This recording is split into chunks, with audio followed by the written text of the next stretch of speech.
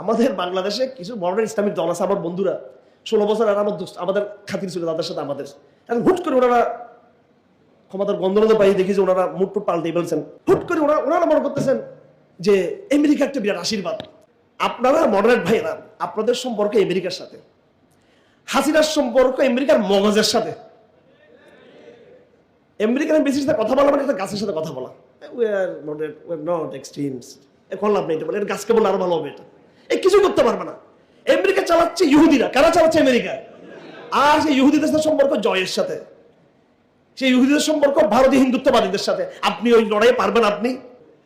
আপনি কি বুঝছেন? আপনি এমবিসি পর্যন্ত যোগাযোগ আর স্টেট ডিপার্টমেন্ট পর্যন্ত আপনার দৌড়। আমেরিকা স্টেট ডিপার্টমেন্ট দ্বারা চলে না।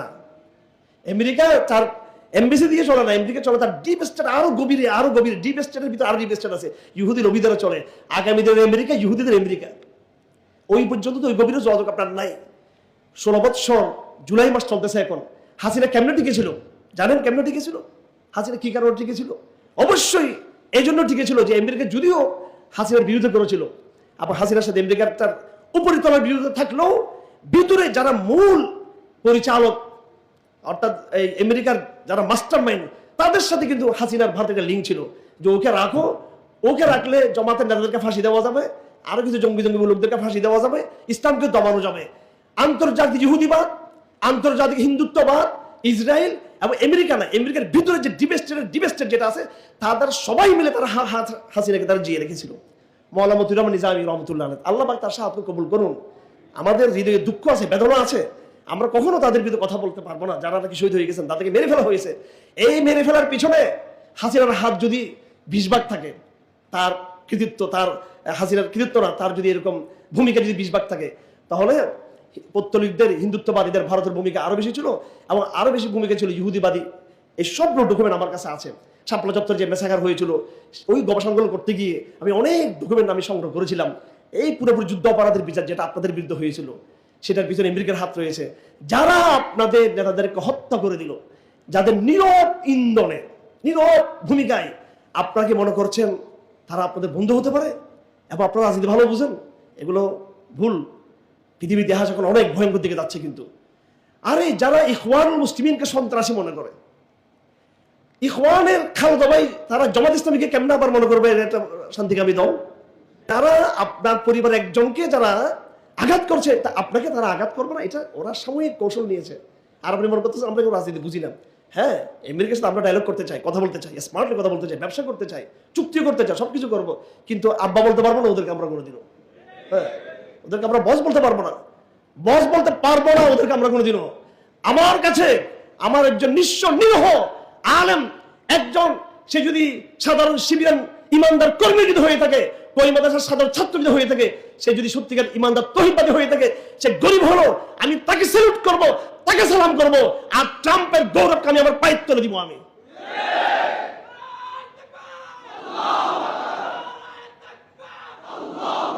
এবং মনে রাখবেন,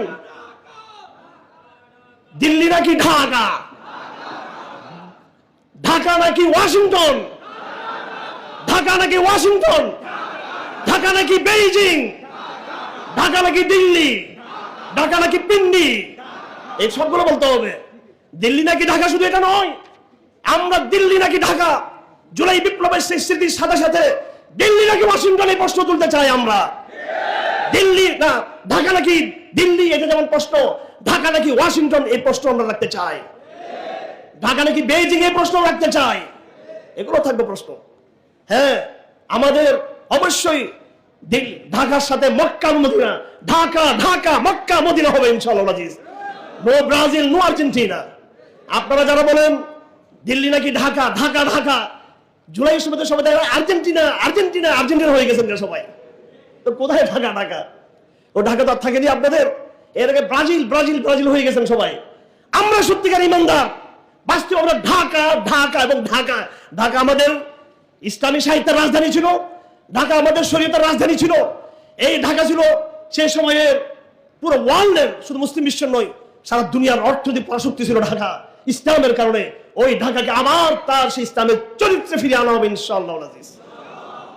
আমরা সেই ঢাকা চাই, ওই ঢাকা আমরা চাই না যেই ঢাকা দিল্লির দাসত্ব ভাগাভাসকে চিহ্ন করে সে ওয়াশিংটনের দাসত্ব গ্রহণ করবে।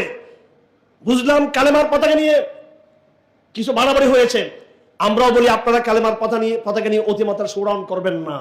কারণ শত শত পতাকা যখন বের করবেন, কিছু পতাকা মাটিতে পড়ে যাবে, ডাস্টবিনে পড়ে যাবে। পতাকা থাকবে একটা দুটো, কিন্তু সেই পতাকা ইতিহাস সৃষ্টি করতে হবে। আমি শোডাউন করলাম কিন্তু তাহাজ্জুদের নামাজটা পড়লাম না। পতাকা উত্তোলিত হচ্ছে, পতাকা বাতাসে উঠতেছে, এলাকার মধ্যে মুসল্লি নাই, এটা হবে না। এটা বাস্তব পতাকা আমাদের হৃদয়ে থাকতে হবে। সাহাবাদের যুদ্ধের ময়দানে কি হাজার হাজার পতাকা ছিল? একটা দুটো পতাকা ছিল, কিছু কিছু পতাকা ছিল, এক একটা ডিভিশনে একটা একটা পতাকা ছিল, 5টা ডিভিশন 5টা পতাকা ছিল। সেটা আমাদের খেয়াল রাখতে হবে। কিন্তু পতাকার কথা বলে যারা হীনমন্যতার পরিচয় দিয়েছেন, যারা এটাকে জঙ্গিবাদের অভিযুক্ত করেছেন, তোমাদের ঈমান সেদিন চলে গিয়েছে, তোমাদের অন্তরে নেফাক লাগা হয়ে গিয়েছে। তোমরা একমাত্র বিদেশি প্রভুদেরকে খুশি করার জন্য, কিংবা দেশে তোমরা হয়তো রাজনৈতিক কোন উদ্দেশ্য হাসিলের জন্য এটা করেছো। মনে রাখবা, তুমি কালেমার পতাকার বিরোধিতা করলা, কিন্তু সংসদ ভবনের ঠিকই কিন্তু আমেরিকান পতাকার সামনে তুমি মাথা মতো করলা। কিন্তু এই প্রত্যেকটা কথা আমি নসিহা হিসেবে বলতে চাই, নসিহাতে বলতে চাই, খণ্ডিত বক্তব্যকেও রেফারেন্স করবেন না, খণ্ডিত বক্তব্য রেফারেন্স করবেন না।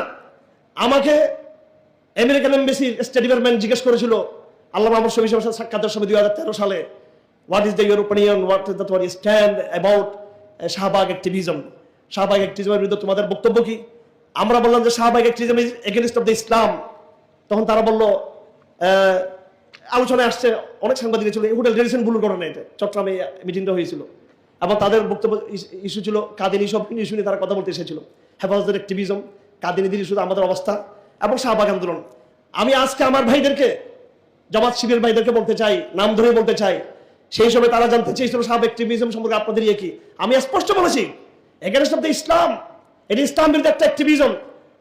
তখন আরো সাংবাদিকরা ছিল, তারা বলতে চাচ্ছিল না এটা একটা পলিটিক্যাল এজেন্ডা, এটা ইসলামের বিরুদ্ধে, এটা একটা বিশেষ দলের বিরুদ্ধে। আমি বললাম নো, শাহবাগের অ্যাক্টিভিজম এটা not only against Jamaat Islami, না, এটা against of the Islam. American state ডিপার্টমেন্টের অফিসাররা জানতে চেয়েছিল কি প্রমাণ। সাথে সাথে আমি সেদিন ঘাতক দালাল নির্মূল কমিটির কিছু ব্লুপ্রিন্ট তাদের সামনে আমি দিয়েছি, আমি তাদের সামনে হাজির করেছি। আমেরিকান স্টেট ডিপার্টমেন্টের মিস্টার ডগলাসকে আমি দিয়েছি যে দেখো, এই ঘাদানিকের সাথে কাদিনীদের সম্পর্ক রয়েছে।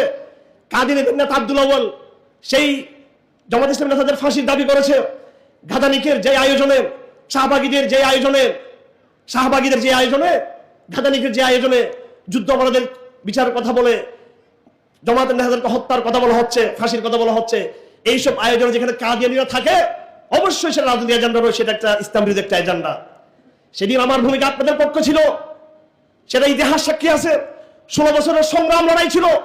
আর আজকে কোন নসিহতমূলক কথা বললে বেশি দূরে যেতে হবে না। 2024 সালের কথা, জামাত ইসলামী যখন নিষিদ্ধ করা হয়, প্রথম হারমেজার স্ট্যাটাস দিয়েছিল যে এই দেশে কাদি নিষিদ্ধ হয়নি, কেন জামাত ইসলামী নিষিদ্ধ হয়েছে, এই প্রশ্ন আমরাই তুলেছিলাম। আজকে সারা অনলাইনে একটা আমাদের বিরুদ্ধে হাইপ তোলা হয়েছে, এমন কোন শব্দ নেই, ভাষা নেই যেটা আমাদের বিরুদ্ধে ব্যবহার করা হচ্ছে না। থামুন, থেমে যান, থামার দরকার। আপনার লাভ হবে না এগুলোর দ্বারা, আপনার ক্ষতি হবে এগুলোর দ্বারাই, আমাদের ইসলামের ভবিষ্যৎ ক্ষতিগ্রস্ত হবে। আমি কি কথাগুলো ভুল বলছি নাকি? এগুলো এই কথাগুলো কি এই কথাগুলোর সাথে আপনার একমত কিনা? আপনার এই বক্তব্যগুলোর সাথে আপনারা, আমার ভাইয়েরা, আমি জানি আপনাদের অনেকের খারাপ লাগবে। কেন এই কথাগুলো বলছি? সামগ্রিক দৃষ্টিকোণ আপনাকে দেখতে হবে, সামগ্রিক বিচার আপনাকে করতে হবে। আপনি আমার একটা খণ্ডিত বক্তব্য নিলেন, সন্তোষ শর্মার সাথে যখন মিটিং হবে এটা প্রতিবাদ করব, আবার যখন আপনাদের জুলুম হবে তখন তারও প্রতিবাদ করব। আমরা আগামী দিনের পথ চলায় আমাদেরকে একক কোনো মন গড়া কোনো অবস্থান আমাদের গ্রহণ করা যাবে না। আমি হাফেজ একজন বয়োবৃদ্ধ মানুষ, বয়স্ক মানুষ, তিনি আর কয় বছর দুনিয়াতে বাঁচবেন। তিনি বয়স্ক অবস্থায় কিছু কথা বলেছেন, কড়া ভাষায় কথা বলেছেন, সেই জায়গায় আপনারা নীরব থাকতে পারতেন, সবর করতে পারতেন, যুদ্ধ ধরতে পারতেন। আলহামদুলিল্লাহ, অবশ্যই আপনাদের মধ্যে অনেক নেতৃবৃন্দ সেটা পরিচয় দিচ্ছেন। কিন্তু এই যে তরুণদের একটা গ্রুপটি লেলিয়ে দেওয়া হয়েছে অনলাইনে, এটা তো অনেক ক্ষতি করে দিচ্ছেন। যারা স্লোগান দিয়েছেন দিল্লি নাকি ঢাকা, এই জুলাই মাস ছিল আধিপত্যবাদের বিরুদ্ধে সংগ্রামের প্রতীক।